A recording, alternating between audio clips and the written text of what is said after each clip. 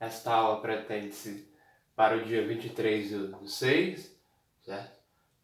Para o segundo ano da EMITA do PH, nós vamos falar sobre circunferências. Esse é o primeiro vídeo de uma série que virá sobre circunferências. Neste vídeo especificamente nós faremos 3 tópicos aqui principais, né? Reconhecimento da circunferência, nós faremos a equação reduzida para geral, achar o centro, achar o raio, função, potência e eixo radical, e que isso tem uma relação com a equação da circunferência e tem uma maneira muito rápida de encontrar, a partir das equações das circunferências, os eixos radicais, que também eu vou explicar o que são, certo? E relação entre circunferência e reta, se é exterior, se é tangente, se é interior, como é que a gente analisa isso analiticamente, né? Então, depois dessa passada aqui, nós vamos fazer 4 exercícios, tá? Eu vou recomendar que vocês parem um tempo o vídeo e tentem fazer essas 4 questões, assim, uma meia hora, assim, eu acho que é negócio, né? Lembrando que essas 4 questões são questões do ITA recentes, bem como todas as questões que nós faremos nos vídeos subsequentes, mas eu acho que elas vão ficar menos recentes à medida que a gente avança na matéria, né? Eu acho que essas aqui são bem recentes. Essas questões aqui estão numeradas assim na apostila. Eu espero que a minha apostila seja com a mesma numeração de vocês. Mas são as 4 primeiras questões quase lá no final da apostila as 4 primeiras questões do ITA, porque elas são separadas por vestibular, enfim. Então a primeira coisa que nós temos de fazer é reconhecer que os pontos que estão numa circunferência obedecem a uma determinada equação. Determinada por quem? Pelo centro e pelo raio, certo?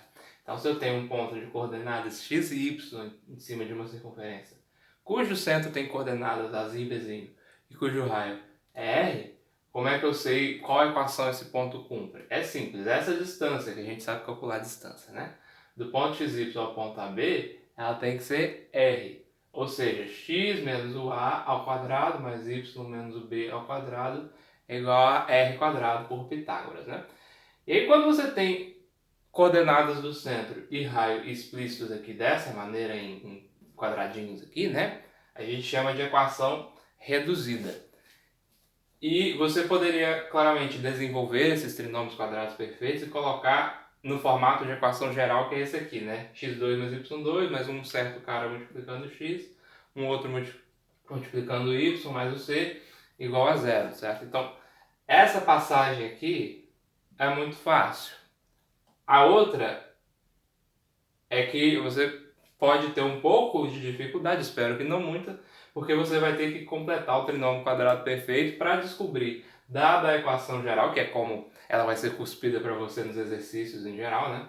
Dada uma equação geral, você fazer a reduzida e descobrir quem é centro e quem é raio dessa circunferência, certo?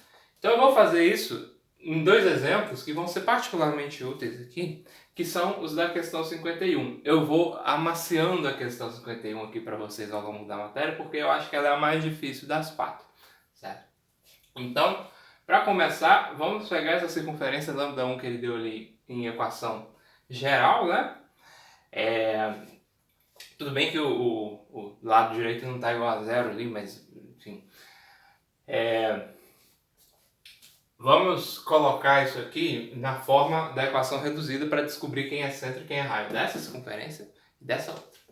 Então, como é que eu faço? Junta quem é x com quem é x, junta quem é y com quem é y e deixa o númerozinho do lado de lá, tá? O termo independente para lá. Aí eu vou completar quadrado. Bom, 8 é 2 vezes 4, né? Então, quando eu completar quadrado, fica assim: x menos 4 ao quadrado, e aí o termo que eu acrescentei foi o 16, né? 4 ao quadrado. Então eu tenho que eliminar ele de novo.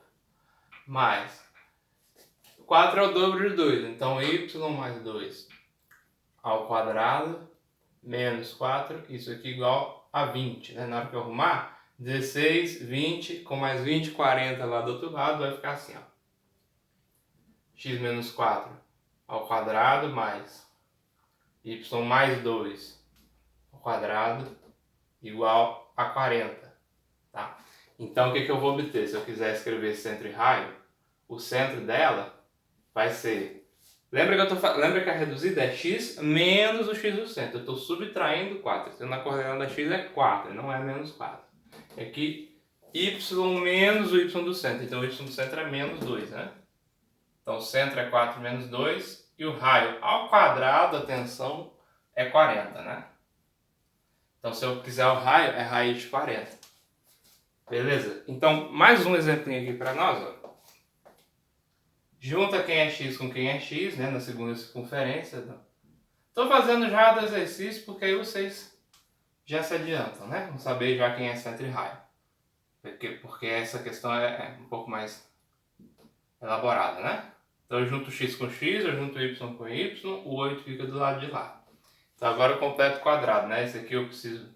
Esse aqui é x menos 1 ao quadrado menos 1 ao quadrado, né? Mais y menos 4 ao quadrado, né? Porque o menos 8 dividido por 2 dá menos 4. Menos 16 igual a 8, certo? Então vai ficar assim, x menos 1 ao quadrado mais y menos 4 ao quadrado igual a 25, né? Então, vou chamar esse cara aqui de C1, tá? E esse cara aqui de raio 1. E aí, ó, o centro 2 vai ser 1 e 4, né? E o raio 2 ao quadrado dá 25. Então o próprio raio 2 vai ser raiz quadrada desse cara aqui, que é 5, né? Então aqui é a função potência agora.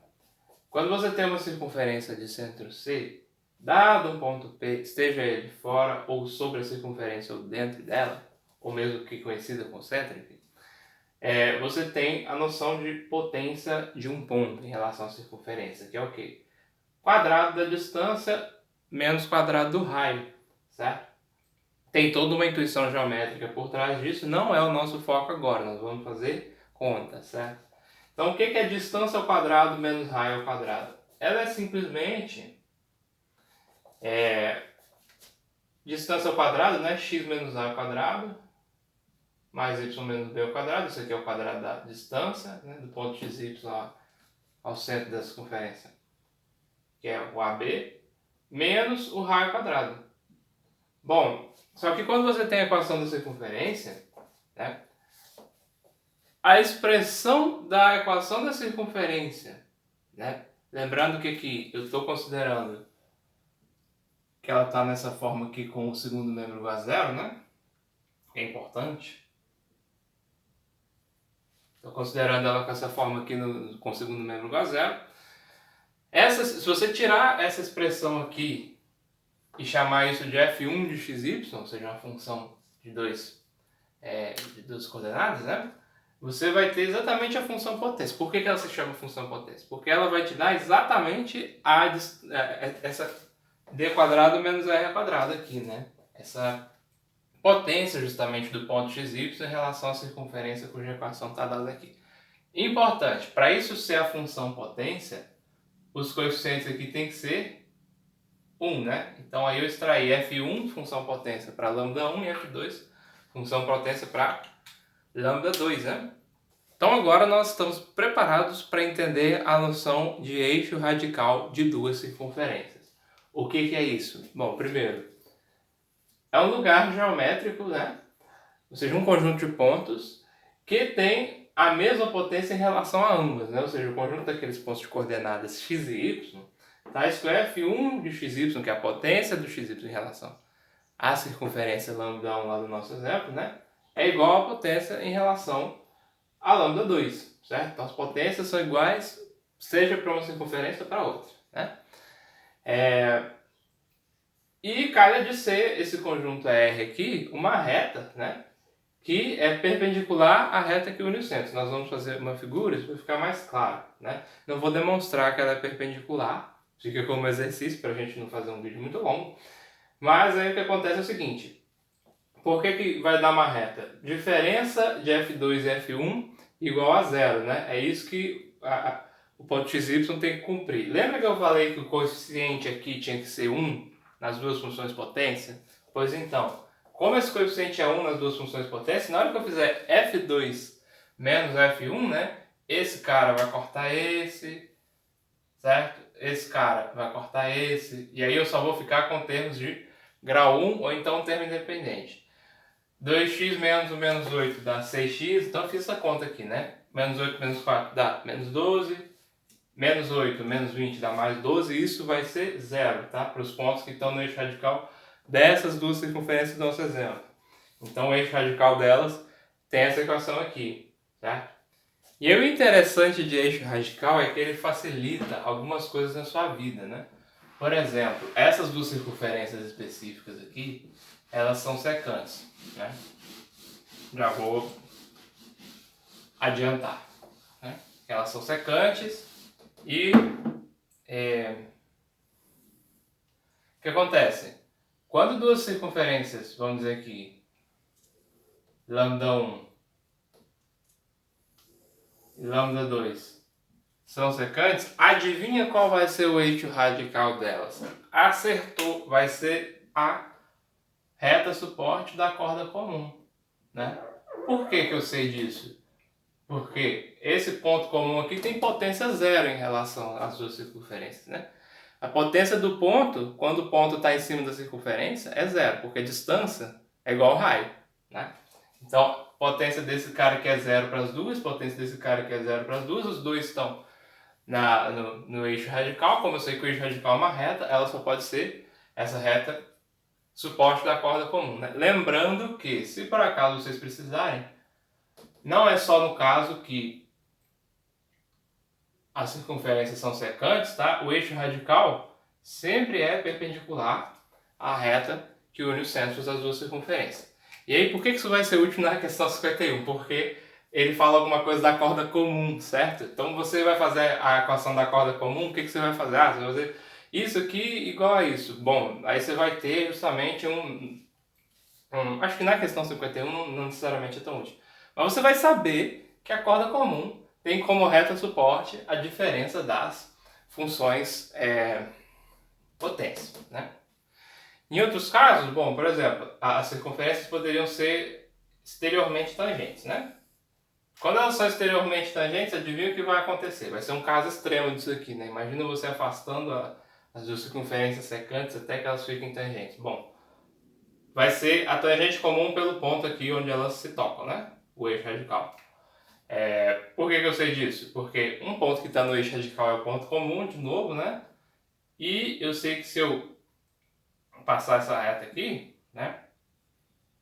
Se eu passar uma tangente à circunferência neste ponto, ela é perpendicular aqui. Se eu passar nesse ponto, ela é perpendicular. O eixo radical é uma reta perpendicular. Então, nós estamos falando do eixo radical e da tangente comum. Elas são a mesma reta, certo? E, claro, tem o caso também que as duas circunferências nem se tocam. E aí o eixo radical vai ser uma reta que passa aqui no meio da história, que não tem nada a ver com nenhuma não intersecta nenhuma das duas, né?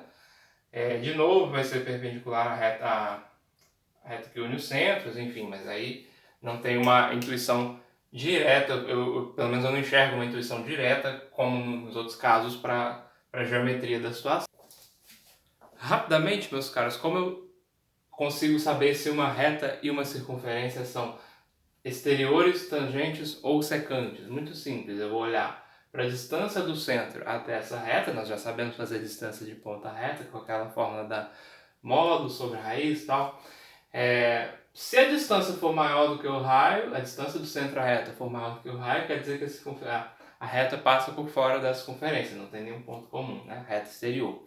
Quando é tangente, a distância do ponto da reta é igual ao raio. Lembra que quando a reta é tangente à circunferência, o segmento que liga o centro ao ponto de tangência é perpendicular a essa reta, né? Então, se eu tiver distância igual a raio, eu sei que a reta é tangente, ou seja, intersecta num único ponto.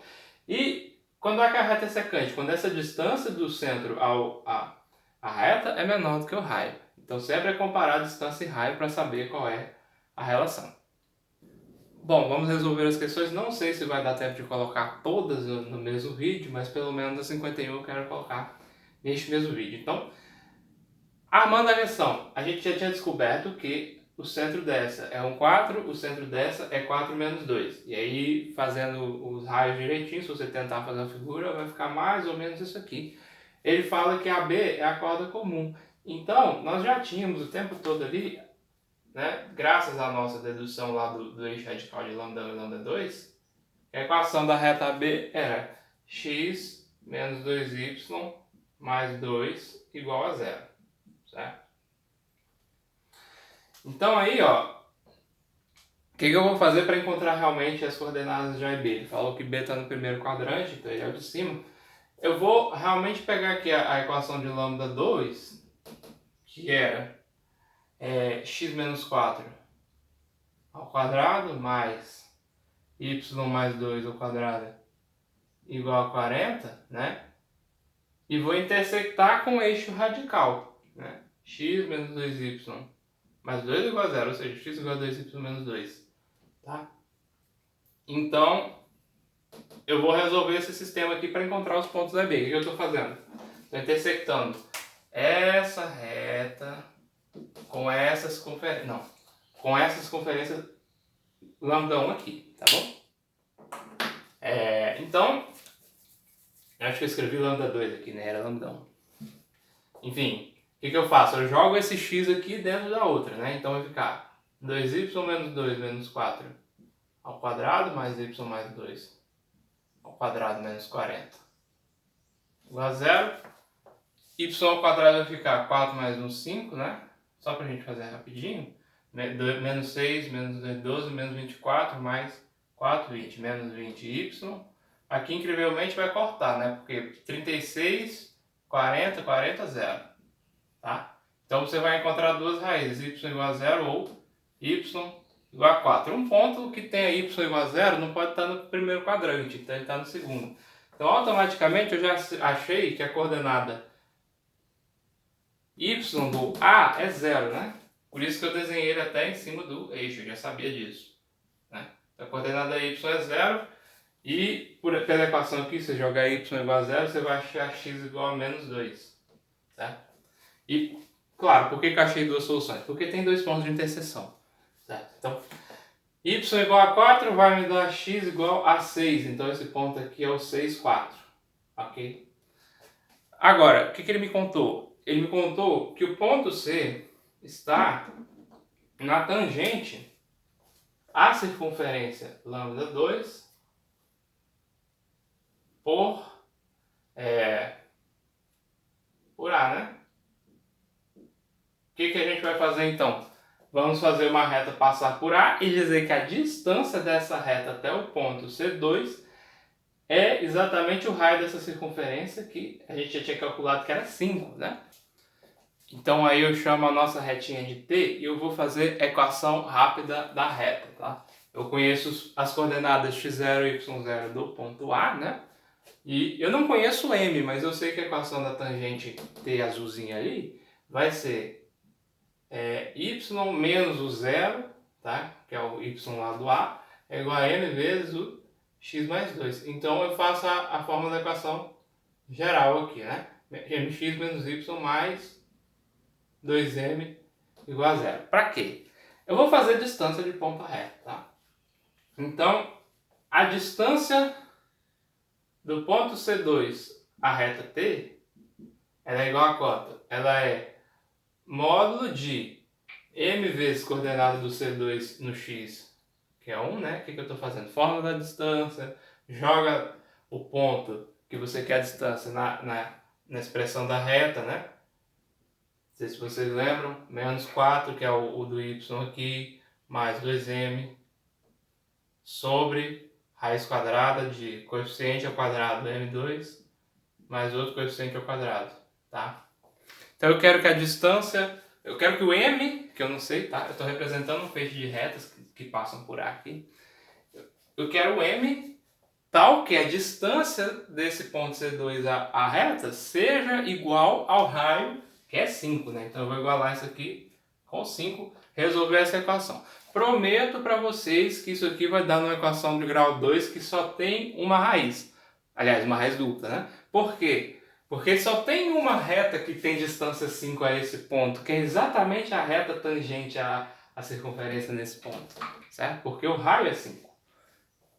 Então, o que vai acontecer? Se você não encontrar isso, quer dizer que você errou. Aqui dentro vai ficar 3m menos 4, né? Então, 3m menos 4. Você vai levar ao quadrado, multiplicar essa raiz para lá, né?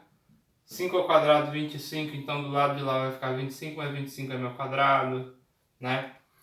E se eu arrumar tudo jogando pro lado de lá, né? 25m2 menos 9m2 é 16. M2. Aqui, menos 24m vai virar mais 24m. 25 menos 16 vai virar 9. Isso aqui é um trinômio quadrado perfeito, né?